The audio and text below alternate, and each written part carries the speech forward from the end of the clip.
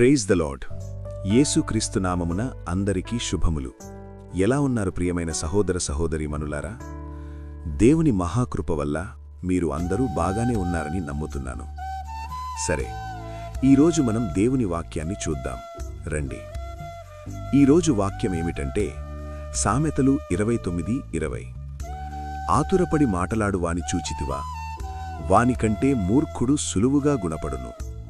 ప్రియులారా, ఈ వాక్యం మనకు రెండు గంభీరమైన హెచ్చరికలు ఇస్తోంది.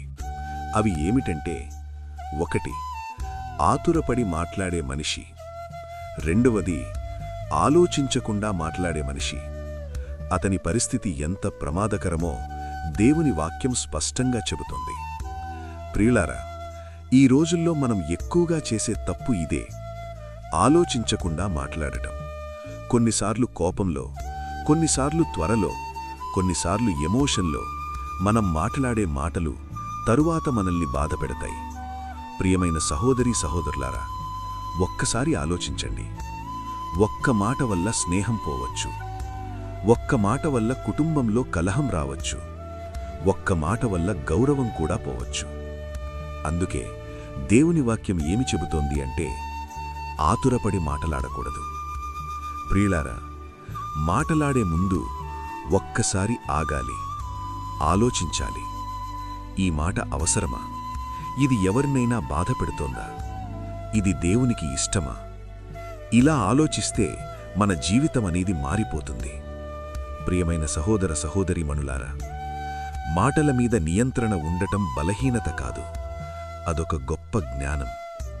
ప్రియులారా, నిజమైన జ్ఞానవంతుడు ఎవరు అంటే ఎక్కువ మాట్లాడేవాడు కాదు, సరిగ్గా మాట్లాడేవాడే నిజమైన జ్ఞానవంతుడు. అందుకే ఈరోజు మనం ఒక నిర్ణయం తీసుకుందాం. నేను ఆలోచించి మాట్లాడతాను, నేను తొందరగా స్పందించను. ప్రియులారా, మన మాటలు మన జీవితాన్ని నిర్మిస్తాయి. అందుకే జాగ్రత్తగా మాట్లాడండి, జ్ఞానంతో మాట్లాడండి, ప్రేమతో మాట్లాడండి. సరే, ఇప్పుడు మనం ఒక చిన్న ప్రార్థన చేసుకుందాం. మా ప్రియ పరలోకపు తండ్రి, ఈరోజు నీ వాక్యం ద్వారా మాతో మాట్లాడినందుకు నీకు కృతజ్ఞతలు. ప్రభువా, మేము చాలాసార్లు ఆలోచించకుండా మాట్లాడుతున్నాం, మమ్మల్ని క్షమించవు తండ్రి.